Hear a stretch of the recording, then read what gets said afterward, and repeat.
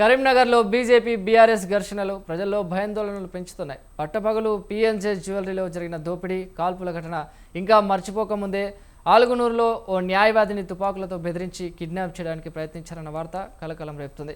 అసలు కరీంనగర్లో ఏం జరుగుతుంది, నగరంలో లా అండ్ ఆర్డర్ ఉందా లేదా అంటూ హుజురాబాద్ ఎమ్మెల్యే పాడి కౌశిక్ కామెంట్స్ చేశారు. బండి సంజయ్ నిజంగా బీజేపీలో ఉన్నారా లేక కాంగ్రెస్ ప్రభుత్వానికి అనుకూలంగా వ్యవహరిస్తున్నారా అని ప్రశ్నిస్తున్నారు.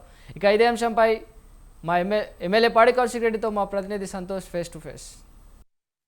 ఉమ్మడి కరీంనగర్ కేంద్రంలో జరిగినటువంటి PMJ jewellery shop sensation issue అయితే ఇప్పుడు రాష్ట్ర వ్యాప్తంగా దుమారం లేపుతుంది. ఇది ఇటు రాష్ట్రంలో రాజకీయ చర్చగా కూడా సాగుతుంది. ఇప్పుడు ఇదే విషయంపై మనతో పాటు మాట్లాడేందుకు హుజురాబాద్ శాసనసభ్యులు పాడి కౌశిక్ రెడ్డి గారు ఉన్నారు. సార్ చెప్పండి, ఏంటి అసలు ఈ రాబరీ కేసు పైన అయితే పోలీసులు ప్రెస్ మీట్ పెట్టి చెప్పాలి, కానీ ప్రజాప్రతినిధులు అందరూ కూడా మాట్లాడుతున్నారు, కానీ పోలీసులు అయితే ఏం మాట్లాడారు? అసలు దీనిపై మీరు ఏం మాట్లాడదలుచుకున్నారు?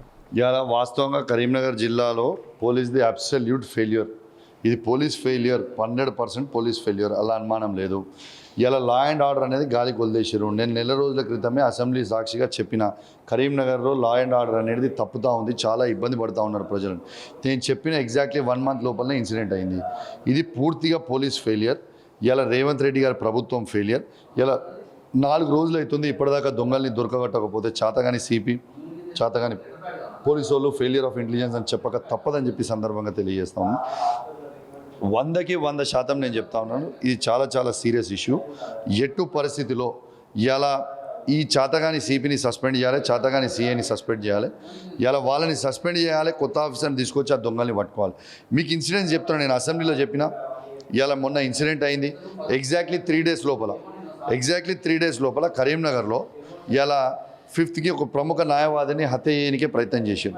ఆ వెహికల్ నంబర్ బయట పెట్టిన, ఆ వెహికల్ పోలీస్ స్టేషన్లో పిటిషన్ని బయట పెట్టిన, ఇవన్నీ జరుగుతూ ఉంటే ఇంత failure of law and order వెపన్స్తోని సంచలనం చేస్తూ ఉంటే ఒక్క ప్రభుత్వం పట్టించుకోకపోతే ఏమి పీకుతున్నారని నేను అడుగుతా ఉన్నాను. ఇలా ఎట్టు పరిస్థితిలో దీన్ని మాత్రం ఖచ్చితంగా మేము తీవ్రంగా ఖండిస్తూ ఉన్నాం. మా కరీంనగర్ జిల్లాలో ప్రజలు భయ ప్రాంతాలకి గురై ఉన్నారు. మాకు లా అండ్ ఆర్డర్ అని కరెక్ట్గా ఉండాలని నేను విజ్ఞప్తి చేస్తాను. అంటే బీఆర్ఎస్ హయాంలో మంత్రిని జంట హత్యలకు సంబంధించినటువంటి అంశాలను కూడా ప్రతిపక్షాలు అధికార పార్టీకి సంబంధించిన వాళ్ళు రేకెత్తిస్తున్నారు. కరీంనగర్లో జరిగినటువంటి ఇదొక దొంగతనమే, దీన్ని ఎందుకు రాజకీయంగా చేస్తున్నారు? బీఆర్ఎస్ హయాంలో కూడా నడి రోడ్డుపైనే విచక్షణ రహితంగా అధికార పార్టీకి చెందినటువంటి వాళ్ళు చేపించారంటూ కూడా విమర్శలు తీసుకొస్తున్నారు. ఎవరు చేపించినా మేము ఆ రోజు యాక్షన్గా తీసుకున్నాము. ఆ నిందితులని వెంటనే పట్టుకున్నాము, వాళ్ళని జైల్లో వేసినాము, వాళ్ళకి తగిన శిక్ష పడుతుంది. కానీ ఇవాళ కరీంనగర్లో రాజకీయం చేస్తలేను. వెపన్లతోని ఫైరింగ్ చేసిన తర్వాత, వెపన్ను కరీంనగర్ నడిబొడ్డున ఫైరింగ్ చేసిన తర్వాత దాని రాజకీయం అంటారేంది? 4 ప్రజలు పేదోళ్ళు, పాపం వాళ్ళకి ఏం సంబంధం అండి? ఇలా కేవలం వాళ్ళ జీతం పనిచేసేటోళ్ళు, వెరీ స్మాల్ పీపుల్, వాళ్ళ పరిస్థితి ఏంది? ఇలా వాళ్ళ హెల్త్ పరిస్థితి ఏంది? వాళ్ళ ఫ్యామిలీ పరిస్థితి ఏంది? Is it not the failure of police? Is it not the failure of the government? ఇది టూ మచ్. మళ్ళీ అది అయిన 3 డేస్లకి మళ్ళీ హత్యా ప్రయత్నం చేసి మళ్ళీ అలుగునూరు చౌరస్తా దగ్గర మళ్ళీ చేయడం అనేది కూడా సంచలనమైన ఇష్యూ. ఇది చాలా చాలా టూ మచ్. ఎటు పరిస్థితి దీన్ని మేము తీవ్రంగా ఖండిస్తూ ఉన్నాం. వెంటనే నిందితులను పట్టుకొని అరెస్ట్ చేయాలని కూడా విజ్ఞప్తి చేస్తున్నాం. కరీంనగర్ కేంద్రంలో ఇట్లాంటి ఘటనలు అయితే గతంలో ఎప్పుడు జరగలేదు, కానీ స్వేచ్ఛగా దొంగలు తుపాకులు పట్టుకునేటువంటి స్వేచ్ఛ అయితే దొంగలకు ఇప్పుడు కలిగింది.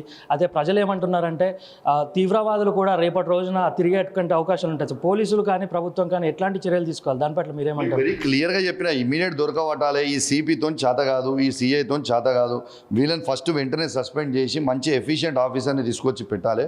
ఎఫిషియెంట్ ఆఫీసర్ని తీసుకొచ్చి పెడితేనే ఇట్లాంటి కావు. ఈయన వీక్ సిపి అనే ఇక్కడ ఇన్సిడెంట్స్ అవుతా ఉన్నాయి. మరి వేరే సిపిలు ఉన్న దగ్గర ఎందుకు అవుతలేవు? ఈయన దగ్గరనే ఎందుకు అవుతున్నాయి? ఆయన కాడికి ఈయన చేతగానోడు కాబట్టి ఇది క్లియర్గా ప్రజలకు అర్థమైపోయింది ఈయన చేతగానోడు అని. కాబట్టే ఈ విధంగా నడుస్తూ ఉంది. కాబట్టి మీరు దయచేసి వెంటనే ఇమీడియట్గా కొత్త సిపిని తీసుకొని రావాలి, కొత్త సిఐని తీసుకురావాలి, ఫ్రెష్ ఆఫీసర్స్ని తీసుకొని వస్తే, యాక్టివ్ వాళ్ళని తీసుకొస్తే దొంగలు దొరుకుతారు. ఇట్లా నిద్రపోయేటోళ్ళు ఉంటే ఇట్లా ఎడ దొరుకుతారు? వీరికి ఎట్టు పరిస్థితుల్లో నిన్నని సస్పెండ్ చేయాలని డిమాండ్ చేస్తాం. అంటే మీపై కూడా రెక్కి నిర్వహించారని చెప్తున్నారు, దానిపైన మీ దగ్గర ఏమైనా ఆధారాలు? తప్పకుండా చాలా త్వరలోనే అన్నీ కూడా బయట పెడతాను. ఇప్పుడు ఇవన్నీ అవుతున్నా చూస్తుంటే నాకు చెప్పిన ఇన్ఫర్మేషన్, నాకు వచ్చిన ఇన్ఫర్మేషన్ నిజమే అనిపిస్తూ ఉంది. తప్పకుండా అన్నీ కూడా టైం వచ్చినప్పుడు బయట పెడతాను. Thank you. ఇది మొత్తంగా కూడా చూసుకున్నట్లయితే కరీంనగర్ కేంద్రంలో జరిగినటువంటి రాబరీ కేసులో నిందితులను వెంటనే పట్టుకోవాలి, ఇది పోలీసులు చాతగానితనమే అంటూ కూడా హుజరాబాద్ శాసనసభ్యుడు బాడి కౌశల్ రెడ్డి విమర్శిస్తున్నారు. మొత్తంగా కూడా వీరందరినీ కూడా త్వరగా పట్టుకొని బాధితులందరినీ కూడా వారికి న్యాయం చేయాలంటూ కూడా డిమాండ్ చేస్తున్నారు. కెమెరామెన్ అరుణ్తో రిపోర్టర్ సంతోష్ కుమార్, స్వతంత్ర టీవీ, కరీంనగర్ నుండి.